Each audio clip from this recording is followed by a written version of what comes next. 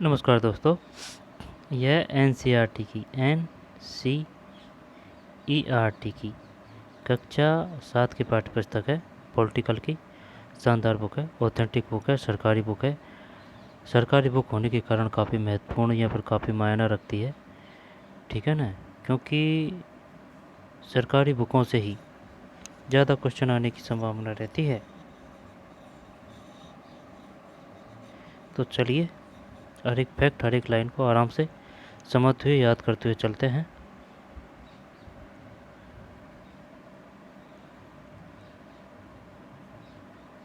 इकाई 5।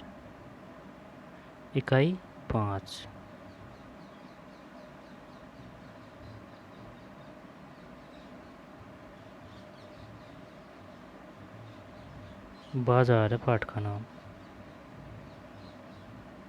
बाजार शिक्षकों के लिए, ठीक है, शिक्षकों के लिए। ये दो अध्याय बाजारों से जुड़े जीवन और व्यवसाय के चक्रों से संबंधित हैं।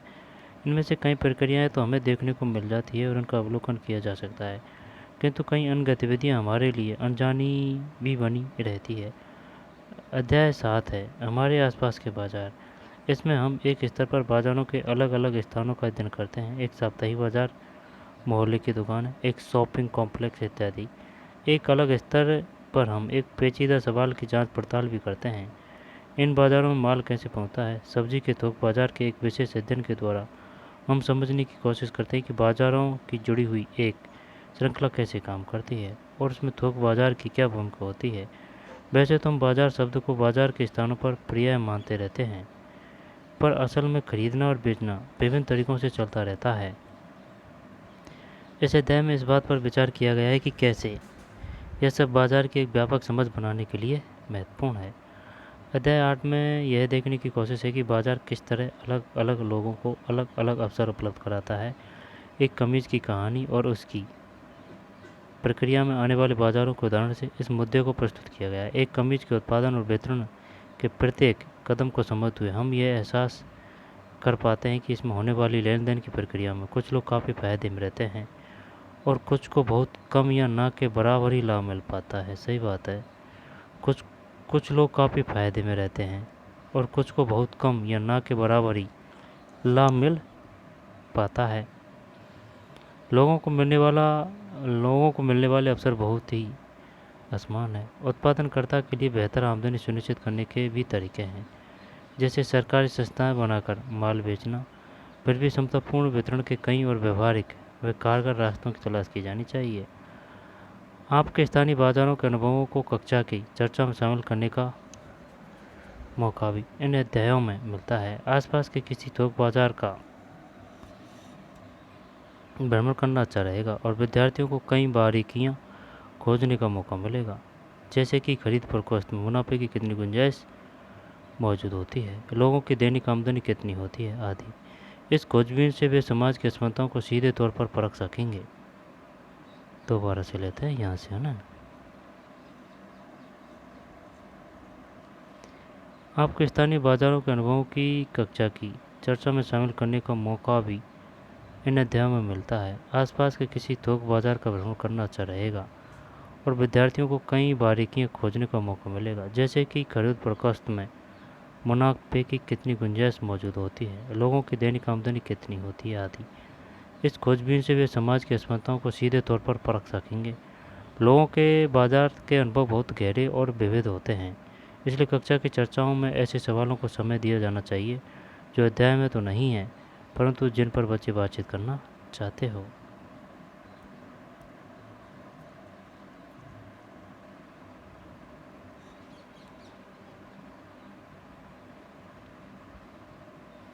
अध्याय 7 बाजार है ना। ये पेचकस है, ये चप्पल है, ये घड़ा है, ये वो है जो कॉफ़ी में ठेक की जाती है ना, वो है ये कुर्सी, माउस, केला, गोल्डन, ठीक। हमारे आसपास के बाज़ार, हम बाज़ार जाते हैं और बाज़ार से बहुत चीज़ें खरीदते हैं, जैसे सब्जियां, साबुन, दंतमंजन, मसाले, ब्रेड, बिस्किट, चावल, दाल, कपड़े, किताबें, कॉपियाँ आदि। हम जो कुछ खरीदते हैं, यदि उन सब की सूची बनाई जाए तो वह काफ़ी लंबी होगी।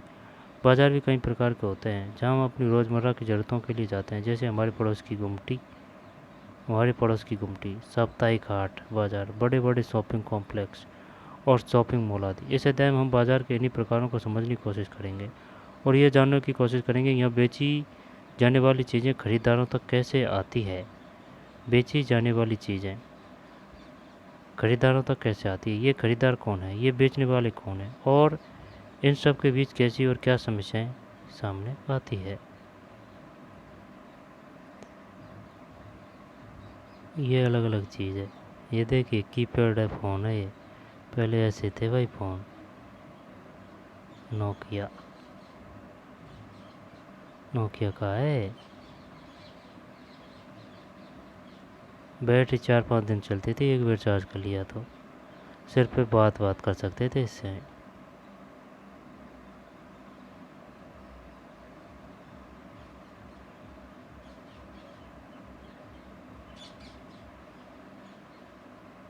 ये बुखार की गोली है ये, नीले पत्ते वाली।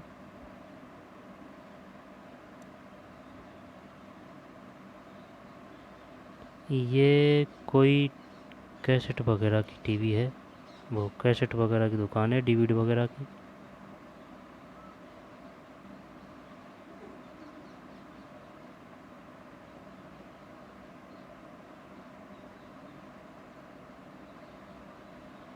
ये लोकल दुकान है, इनमें शायद छाछ वगैरह रखी है या फिर लस्सी वगैरह।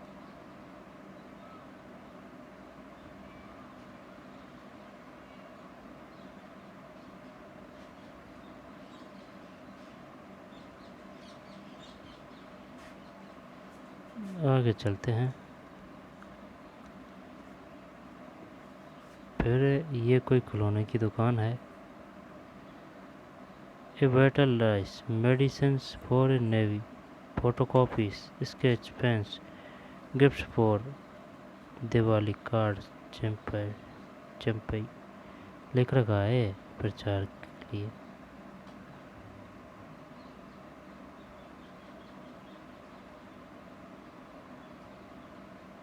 एवर्डी, एवर्डी की बैटरी पहले बढ़िया आती थी भाई। एवर्डी, आपकी हर मनोकामना पूरी हो। एवर्डी अब तो नहीं आता है इसका ऐड वगैरह। एवर्डी। फिर ये कोई मॉल है, ठीक है ना, ये कोई मॉल है। ये गुर्रा रहा है भाई फ़ोटो खींचने वाले से, ठीक।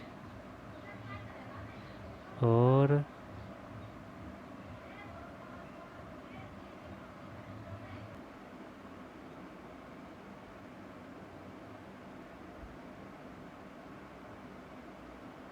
ये कोई मॉल का फ़ोटो है भाई।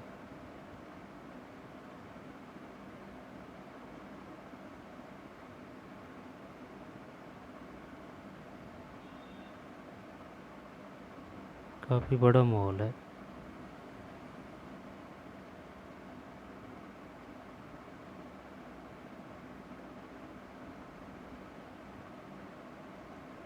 ये कोई हलवाई की दुकान है। रबड़ी, गुलाब जामुन, पास्ता।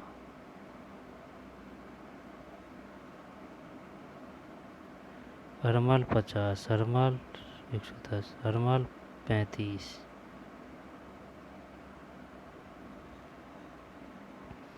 साप्ताहिक बाज़ार, साप्ताहिक बाज़ार यह नाम ही इसलिए पड़ा है क्योंकि यह सप्ताह के किसी एक निश्चित दिन लगता है। इस साप्ताहिक बाज़ार में रोज़ खुलने वाली पक्की दुकान नहीं होती। व्यापारी दिन में दुकान लगाते हैं और शाम होने पर उन्हें समेट लेते हैं। अगले दिन वे अपनी दुकानें किसी और जगह पर लगाते हैं। देश भर में ऐसे हज़ारों बाज़ार लगते हैं। लोग इनमें अपनी रोज़मर्रा की ज़रूरतें की चीज़ें खरीदने आते हैं। साप्ताहिक बाज़ारों में बहुत सी चीज़ें सस्ते दामों पर मिल जाती है। ऐसा इसलिए कि जो पक्की दुकान होती है उन्हें अपनी दुकान के कई तरह के खर्चे जोड़ने होते हैं। उन्हें दुकानों का किराया है ना, ऐसा इसलिए कि जो पक्की दुकानें होती हैं उन्हें अपनी दुकानों में कई तरह के खर्चे जोड़ने होते हैं। उन्हें दुकानों का किराया, बिजली का बिल, सरकारी शुल्क आदि देना पड़ता है। इन दुकानों पर काम करने वाले कर्मचारियों की तनख्वाह भी इन्हीं खर्चों में जोड़नी होती है। साप्ताहिक बाज़ारों में बेची जाने वाली चीज़ों को दुकानदार अपने घरों में ही जमा करके रखते हैं। इन दुकानदारों के घर के लोग अक्सर इनकी सहायता करते हैं, जिससे इन्हें अलग से कर्मचारी नहीं रखने पड़ते। इन दुकानदारों के घर के लोग अक्सर इनकी सहायता करते हैं, जिससे उन्हें अलग से कर्मचारी नहीं रखने पड़ते। साप्ताहिक बाजार में एक ही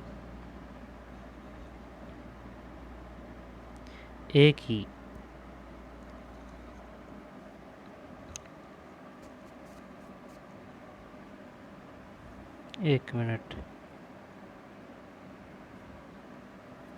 साप्ताहिक बाजारों में बेची जाने वाली चीज़ों को दुकानदार अपने घरों में ही जमा करके रखते हैं। इन दुकानदारों के घर के लोग अक्सर इन्हीं की सहायता करते हैं, जिससे इन्हें अलग से कर्मचारी नहीं रखने पड़ते।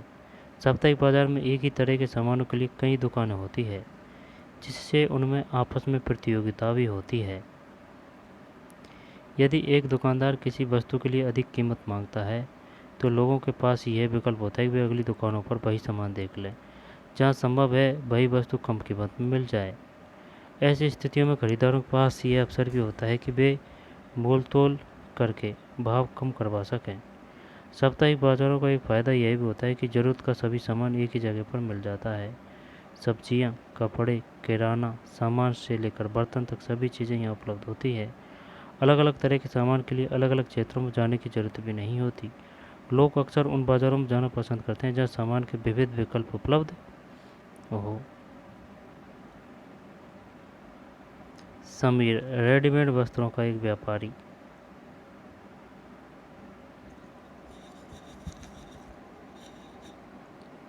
समीर साप्ताहिक बाजार का एक छोटा व्यापारी है। वह शहर के एक बड़े व्यवसायी से कपड़ा खरीदता है और सप्ताह भर में 6 अलग अलग जगहों पर साप्ताहिक बाज़ारों में कपड़ों को बेचता है। समीर और दूसरे कपड़ा व्यापारी इकट्ठे आते जाते हैं। इसके लिए वे किराए की मिनी वैन ले लेते हैं। उसके ग्राहक सामान्यतः आसपास के ग्रामीण होते हैं। दीपावली, पोंगल या ऐसे ही त्योहारों के मौके पर वह अच्छा व्यवसाय कर लेता है।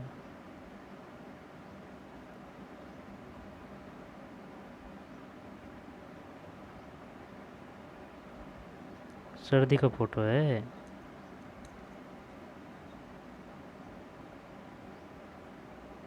ठीक।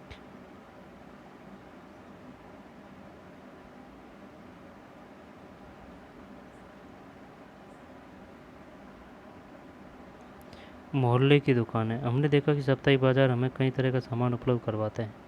बहरहाल हम अन्य तरह के बाज़ारों से भी सामान खरीदते हैं। ऐसी बहुत सी दुकान हमारे मोहल्ले में भी होती है जो हमें कई तरह की सेवाएं और सामान उपलब्ध करवाती है।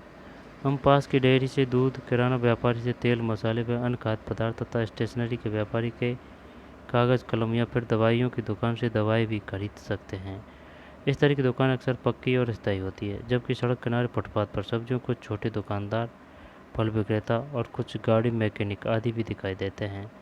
पड़ोस की दुकानें कई अर्थों में बहुत उपयोगी होती है। हमारे घरों में करीब तो वे होती ही है पड़ोस की दुकान कई अर्थों में बहुत उपयोगी होती है। हमारे घरों में करीब तो वे होती ही हैं और हर सप्ताह और हम सप्ताह के किसी भी दिन और किसी भी समय इन दुकानों पर जा सकते हैं। समय तो दुकानदार और खरीदार एक दूसरे से परिचित भी हो जाते हैं। दुकानदार ग्राहकों के लिए उधार भी देने को तैयार होते हैं, यानी कि आज खरीदे गए सामान का भुगतान बाद में करने की सुविधा होती है, जैसा कि सुजाता के उदाहरण में हमने देखा। आपने ध्यान दिया होगा कि हमारे पड़ोस में भी कई तरह के दुकानदार होते हैं। कुछ तो पक्की दुकान वाले होते हैं और कुछ सड़क किनारे दुकानें सजाकर सामान बेचते हैं। इससे पहले जो रहा है उनको देख लेते हैं।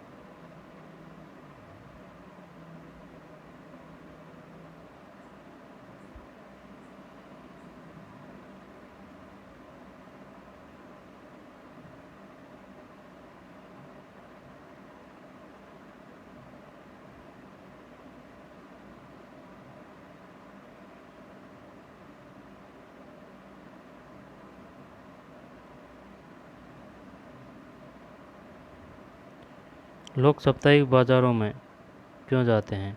3 कारण बताइए। क्या साप्ताहिक बाज़ारों में दुकानदार कौन होते हैं? बड़े व्यापारी इन बाज़ारों में क्यों नहीं दिखते? साप्ताहिक बाज़ारों में सामान सस्ते दामों में क्यों मिल जाता है? एक उदाहरण देकर समझाइए कि लोग बाज़ारों में कैसे मोल तोल करते हैं। क्या आप ऐसी स्थिति के बारे में सोच सकते हैं जब मोल तोल करना अन्यायपूर्ण होगा?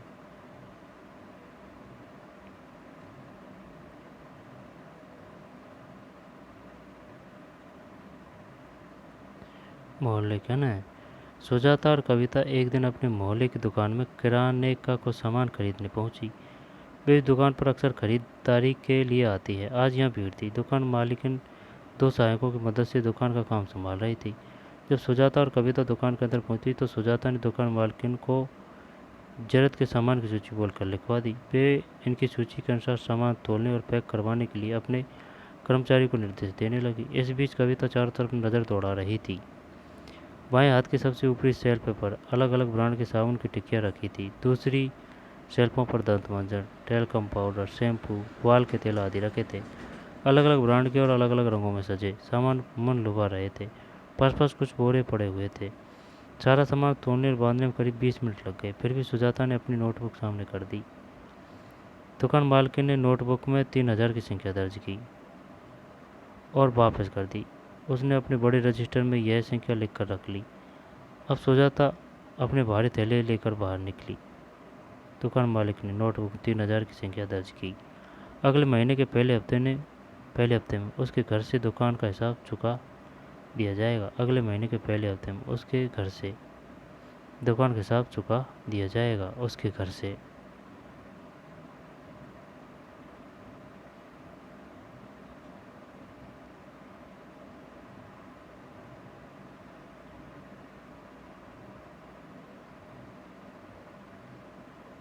चुका दिया जाएगा। सुजाता नोटबुक लेकर दुकान क्यों गई? क्या यह तरीका उपयोगी है? क्या इसमें कोई समस्या भी आ सकती है? आपके मोहल्ले में अलग अलग प्रकार की कौन सी दुकानें हैं? आप उनसे क्या क्या खरीदते हैं? सड़क किनारे की दुकानों या साप्ताहिक बाजार में मिलने वाले सामान की तुलना में पक्की दुकानों से मिलने वाला सामान महंगा क्यों होता है? ठीक है, पक्की दुकानों से मिलने वाला सामान महंगा क्यों होता है?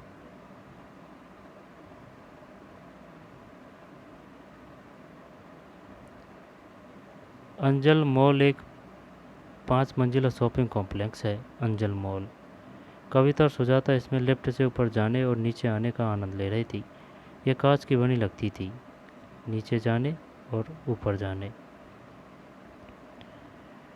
यह कांच की बनी लगती थी और वे इसमें बाहर का नज़ारा देखते हुए ऊपर नीचे जा रही थी। उन्हें यहाँ आइसक्रीम, बर्गर, पिज्ज़ा आदि खाने की चीज़ें, घरेलू उपयोग के सामान, कपड़े के जूते, किताबें आदि तरह तरह की दुकानों को देखकर चमत्कार कर रहा था।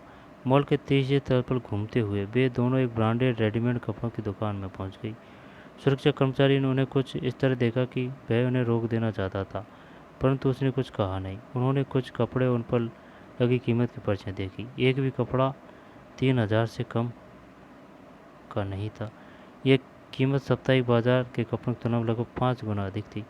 सुजाता कविता ने फुसफुसाती बोली, मैं तुम्हें एक दूसरी दुकान पर ले चलूँगी जहाँ अच्छी किस्म का कपड़ा ज़्यादा ठीक दामों पर मिल जाएगा।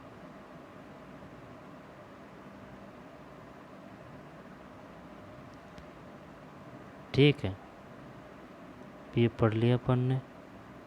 आप क्या सोचते हैं? सुरक्षा कर्मचारी ने सुजाता और कविता को अंदर जाने से रोकना क्यों चाहा होगा? यदि कहीं किसी बाजार में कोई आपको ऐसी ही दुकान के अंदर जाने से रोके तो आप क्या कहेंगे? आप क्या सोचते हैं? सुरक्षा कर्मचारी ने सुजाता और कविता को अंदर जाने से रोकना क्यों चाहा होगा? यदि कहीं किसी बाजार में कोई आपको ऐसे ही दुकान में अंदर जाने से रोके तो आप क्या कहेंगे? किसी बाजार में कोई आपको ऐसी ही दुकान में अंदर जाने से रोके तो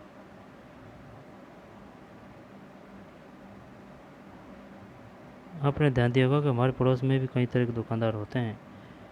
कुछ तो पक्की दुकानों वाले और कुछ सड़क किनारे दुकान सजाकर सामान बेचते हैं। ठीक है ना? सामान का भुगतान बाद में करने की सुविधा होती है, जैसा कि सुजाता के उदाहरण हमने देखा। अब है सड़क किनारे की दुकानों या साप्ताहिक बाजार में मिलने वाले सामान की तुलना में पक्की दुकानों से मिलने वाले सामान महंगा क्यों होता है?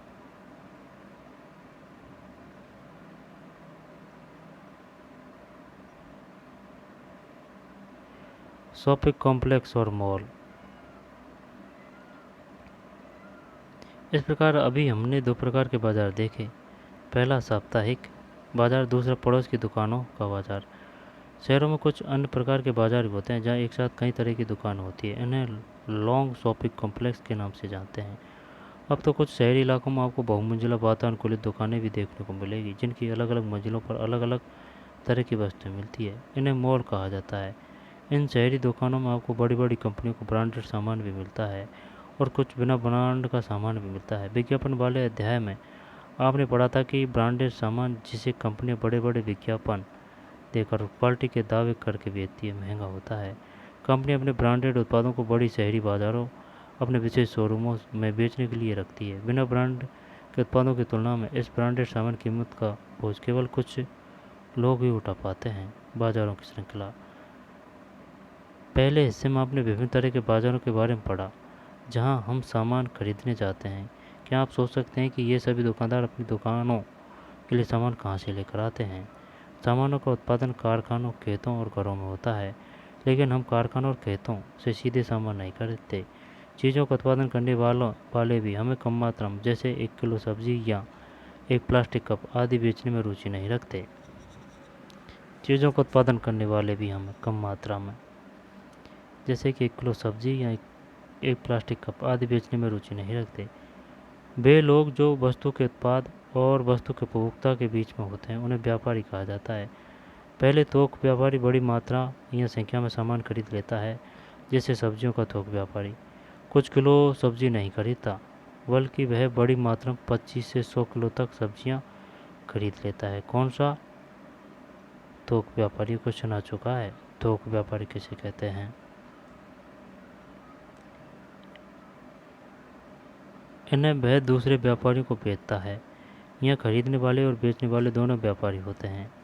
व्यापारियों की लंबी श्रृंखला का वह अंतिम व्यापारी जो अंततः वस्तु उपभोक्ता को बेचता है खुदरा या फुटकर व्यापारी कहलाता है। ठीक है ना?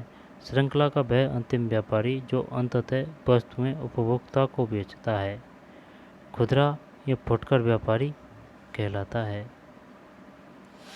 यह वही दुकानदार होता है जो आपके पड़ोस की दुकानों, साप्ताहिक बाजार या फिर शॉपिंग मॉल कॉम्प्लेक्स में सामान बेचता मिलता है।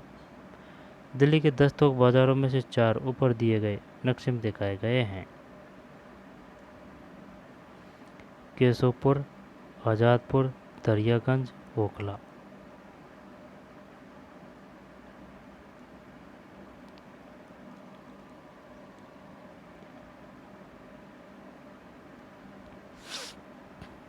साप्ताहिक बाजार पर शॉपिंग कॉम्प्लेक्स में सामान बेचता मिलता है।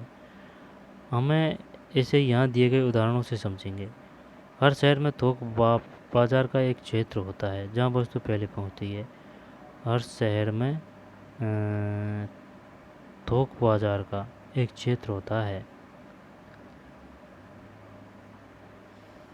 हर शहर में थोक बाजार का एक क्षेत्र होता है जहाँ वस्तु पहले पहुँचती है और यहीं से वे अन्य व्यापारियों तक पहुँचती है।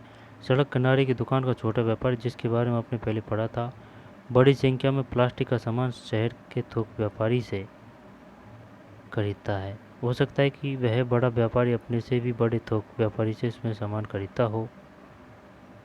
ठीक है ना? शहर का बड़ा थोक व्यापारी प्लास्टिक का यह सामान कारखाने से खरीदता है। शहर का बड़ा थोक व्यापारी और उन्हें बड़े गोदामों में रखता है। इस तरह से बाजार की एक श्रृंखला बनती है। जब हम एक सामान खरीदते हैं तब हम ध्यान नहीं देते कि वह सामान किस किस के पास से सफ़र करता हुआ हम तक पहुंचता है। बात तो सही है।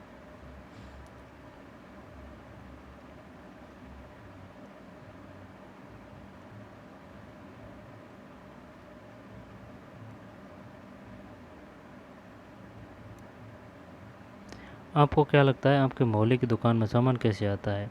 पता लगाइए और कुछ उदाहरणों से समझाइए। थोक व्यापारी की भूमिका ज़रूरी क्यों होती है? और काफ़ी ऐसे भी तो होते हैं, अब जैसे कि माड़ी है, उसमें खेत में सब्जी उगाई, तोड़ी और बेचने आ गया।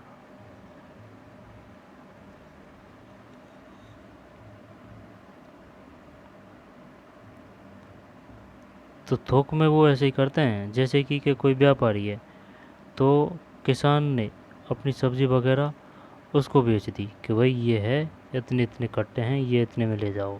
ठीक, वो ले आया एक ट्रॉली भर के वगैरह वगैरह सब्जियाँ हैं।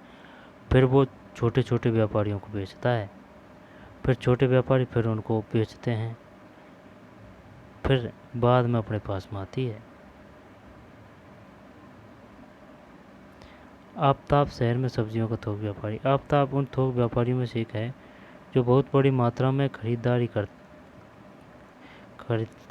करते हैं। उसका व्यवसाय सुबह 3 बजे से प्रारंभ होता है। उसका व्यवसाय सुबह 3 बजे से प्रारंभ होता है और इसी समय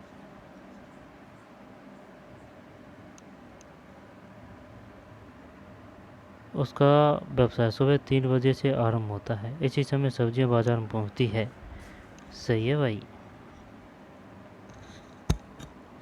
इसी समय सब्जियां बाजार में पहुंचती है। यही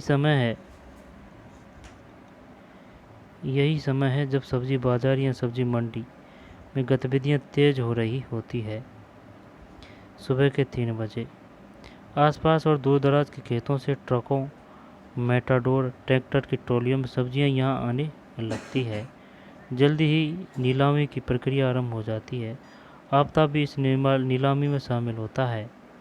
आफ्ताब भी सब्जियां देखकर वह तय करता है कि आज यह क्या खरीदेगा। उदाहरण के लिए वह आज 5 क्विंटल फूल गोभी और 10 क्विंटल प्याज खरीदता है। शहर में उसकी एक दुकान और गोदाम है जहाँ वह सब्जियों को रखता है और बेचता है। यहाँ वह फुटकर व्यापारियों को सब्जियाँ बेचता है जो सुबह 6 बजे के आसपास वहाँ आने लगते हैं। यहाँ से दिन भर के लिए खरीदारी करने के बाद ये छोटे व्यापारी लगभग 10 बजे के आसपास अपने क्षेत्र में अपनी दुकानें खोल लेते हैं। बात तो सही है। दोबारा देख, आफ्ताब उन थोक व्यापारियों में से एक है जो बहुत बड़ी मात्रा में खरीदारी करते हैं, है ना। उसका व्यवसाय सुबह लगभग 3 बजे से आरंभ होता है।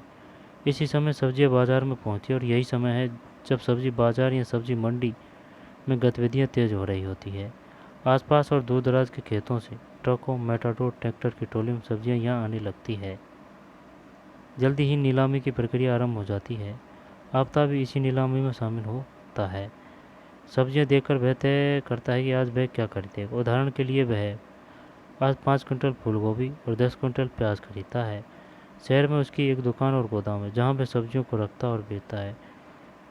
यहाँ वह फुटकर व्यापारियों को सब्जी बेच, है ना, 10 क्विंटल प्याज खरीदता है। शहर में उसकी एक दुकान और गोदाम है जहाँ वह सब्जियों को रखता और बेचता है। यहाँ वह फुटकर व्यापारियों को सब्जियाँ बेचता है जो सुबह 6 बजे के आसपास वहाँ आने लगते हैं।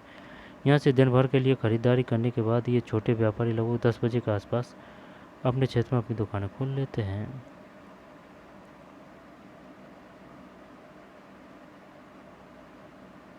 इतने लग रहे हैं भाई हेल्प करने में ये।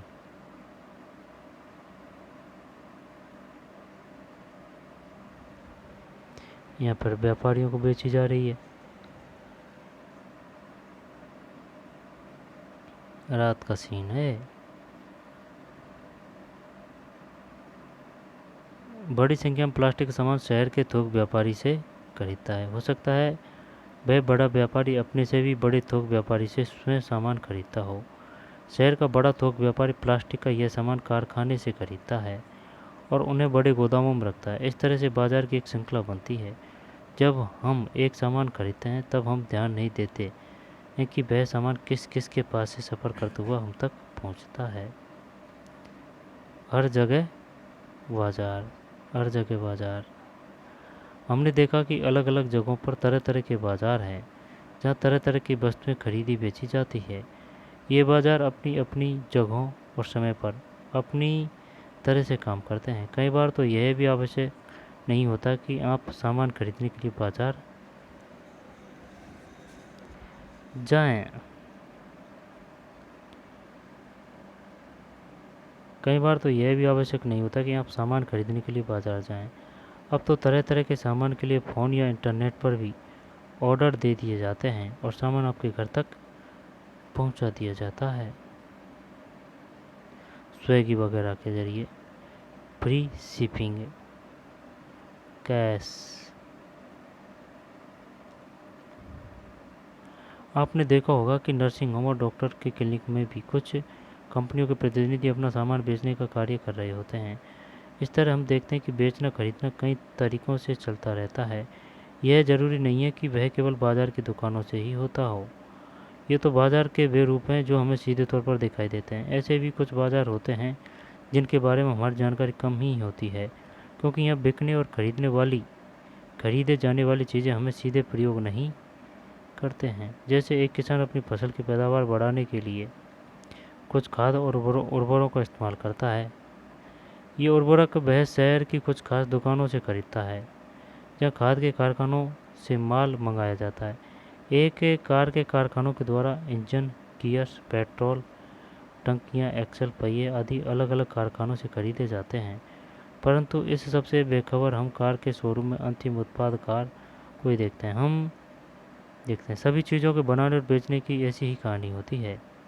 एक मिनट। ये उर्वरक वह शहर की कुछ खास दुकानों से खरीदता है, जहाँ खाद के कारखानों से माल मंगाया जाता है। एक कार के कारखानों के द्वारा इंजन, गियर्स, पेट्रोल टंकियाँ, एक्सल पहिए आदि अलग अलग कारखानों से खरीदे जाते हैं। परंतु इससे सबसे बेखबर हम कार के शोरूम में अंतिम उत्पाद कार को ही देखते हैं। किसको? अंतिम उत्पाद कार को ही देखते हैं। सभी चीज़ों के बनाने और बेचने की ऐसी ही कहानी होती है। सही है। एक कारखाने में कार जोड़ी जा रही है। कार बन रही है भाई। ये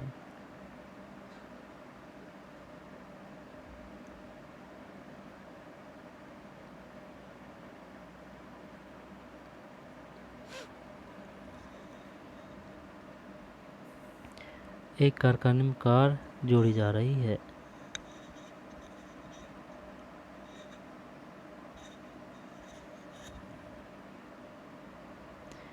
बाजार और समानता। इससे पहले कुछ रहा हो। शहरी क्षेत्रों के लोग इंटरनेट के जरिए घर से बाहर कदम रखे बिना ही बाजार में प्रवेश कर लेते हैं। वे अपने क्रेडिट कार्ड से ऑनलाइन खरीदारी कर लेते हैं। आगे चलते हैं।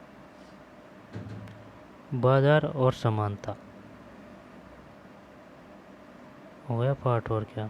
बाजार और समानता। इस अध्याय में हमने आसपास के कुछ बाज़ारों पर नज़र डाली। हमने साप्ताहिक बाज़ार से लेकर शॉपिंग कॉम्प्लेक्स तक की दुकानों और दुकानदारों को देखा। इन दोनों दुकानदारों में बड़ा अंतर है। एक छोटी पूंजी से व्यवसाय करने वाला दुकानदार है, जबकि दूसरा अपनी दुकान के लिए बड़ी पूंजी खर्च कर सकता है। इनकी आमदनी भी अलग अलग होती है। साप्ताहिक बाजार का छोटा दुकानदार शॉपिंग कॉम्प्लेक्स के व्यापारिक तुलना में बहुत कम लाभ कमा पाता है। इसी तरह खरीदारों की भी अलग अलग स्थितियां हैं। ऐसे बहुत से लोग हैं जो सबसे सस्ता मिलने वाला सामान भी खरीद पाने की स्थिति में नहीं है, जबकि दूसरे और लोग मॉलों में महंगी खरीदारी करने में व्यस्त रहते हैं।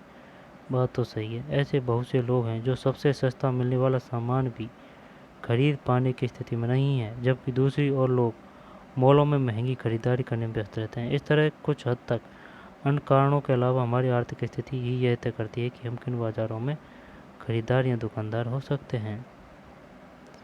हमारे सामने के उत्पादन से लेकर हम तक पहुंचने से बनने वाली बाज़ारों की श्रृंखला को समझा। इस श्रृंखला से ही यह संभव होता है कि एक जगह उत्पादित होने वाला सामान लोगों के लिए हर जगह उपलब्ध हो जाए। वस्तुओं के बिकने से वस्तुओं का उत्पादन सीधे जुड़ा होता है। बनी हुई चीज़ों के बिकने से ही लोगों को रोज़गार मिलता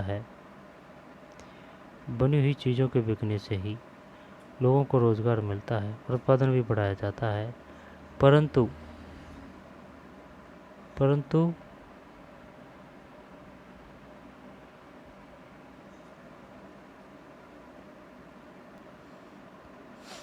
दोबारा से हैं। हमने सामान के उत्पादन से लेकर हम तक पहुंचने से बनने वाली बाजारों की श्रृंखला को समझा। इस श्रृंखला से ही यह संभव होता है कि एक जगह उत्पादित होने वाला सामान लोगों के लिए हर जगह उपलब्ध हो जाए। वस्तुओं के बिकने से वस्तुओं का उत्पादन सीधे जुड़ा होता है। बनी हुई चीज़ों के बिकने से ही लोगों को रोज़गार मिलता है। सही बात है भाई, बनी हुई चीज़ों के बिकने से ही, और उत्पादन भी बढ़ाया जाता है। परंतु क्या इससे श्रृंखला के प्रत्येक स्तर पर लाभ के समान अवसर मिलते हैं? आगे एक कमीज की कहानी है अध्याय में हम इस सवाल को समझने का प्रयास करेंगे। ये पार्ट हो चुका है भैया, बाजारों की श्रृंखला। सतत विकास लक्ष्य 12, जिम्मेदारी से उपभोग और उत्पादन।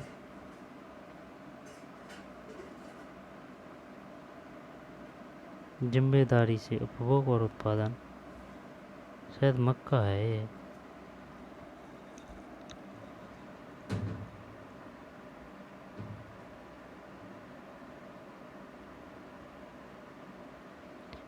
ऐसे मॉल ब्रांडेड और महंगी वस्तुएं बेचते हैं।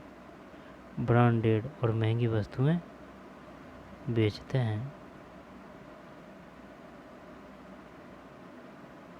डायल 181 आइडिया, हीरो और जीरो।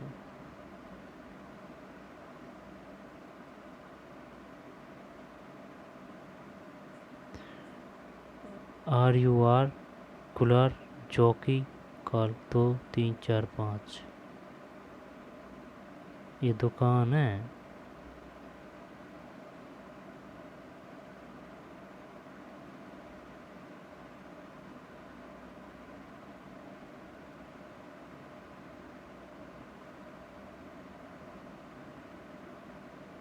कैनवास, अलग अलग दुकान है, इधर दुकान इधर दुकान ऐसे।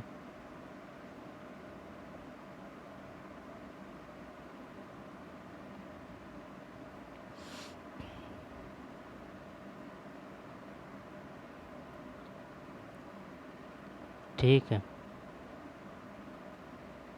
अभ्यास, एक फेरी वाला किसी दुकानदार से कैसे भिन्न है? निम्न तालिका के आधार पर एक साप्ताहिक बाजार एक शॉपिंग कॉम्प्लेक्स की तुलना करते हुए उनका अंतर स्पष्ट कीजिए। बाजार, बेची जाने वाली वस्तुओं के प्रकार, वस्तुओं का मूल्य, विक्रेता और ग्राहक। साप्ताहिक बाजार,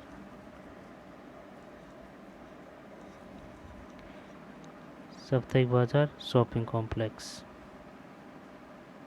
एक फेरी वाला किसी दुकानदार से कैसे भिन्न है?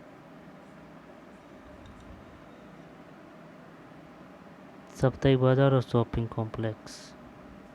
बाजार, बेची जाने वाली वस्तुओं प्रकार, वस्तुओं का मूल्य, विक्रेता और ग्राहक। साप्ताहिक बाजार शॉपिंग कॉम्प्लेक्स। स्पष्ट कीजिए कि बाजारों की श्रृंखला कैसे बनती है, इससे किन उद्देश्यों की पूर्ति होती है। सब लोगों को बाजार में किसी भी दुकान पर जाने का समान अधिकार है। क्या आपके विचार से महंगे उत्पादों की दुकानों के बारे में यह बात सत्य है? उदाहरण देकर स्पष्ट कीजिए। स्पष्ट कीजिए कि बाजारों की श्रृंखला कैसे बनती है, इससे किन उद्देश्यों की पूर्ति होती है। सब लोगों को बाजार में किसी भी दुकान पर जाने का समान अधिकार है। सब लोगों को। क्या आपके विचार से महंगे उत्पादों की दुकानों के बारे में यह बात सत्य है? उदाहरण देकर स्पष्ट कीजिए।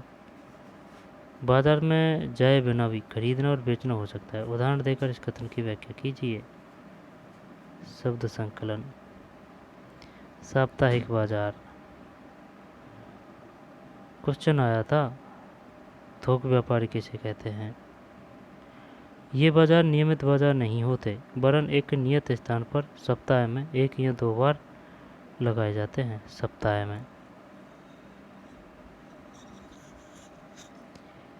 सप्ताह में इन बाजारों में घरेलू सामान की लगभग सभी चीज़ें बिकती है, जैसे सब्जी से लेकर कपड़े और बर्तन आदि।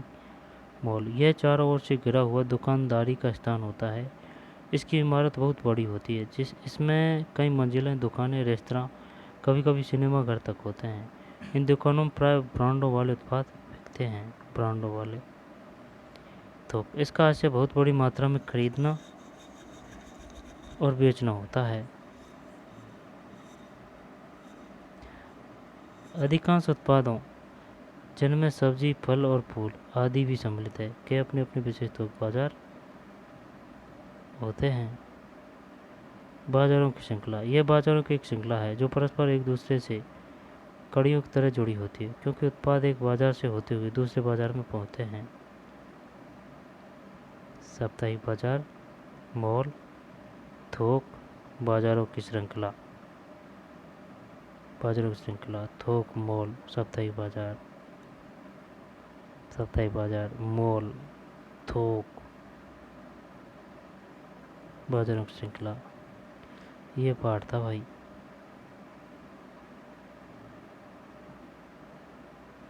बाजार और समानता।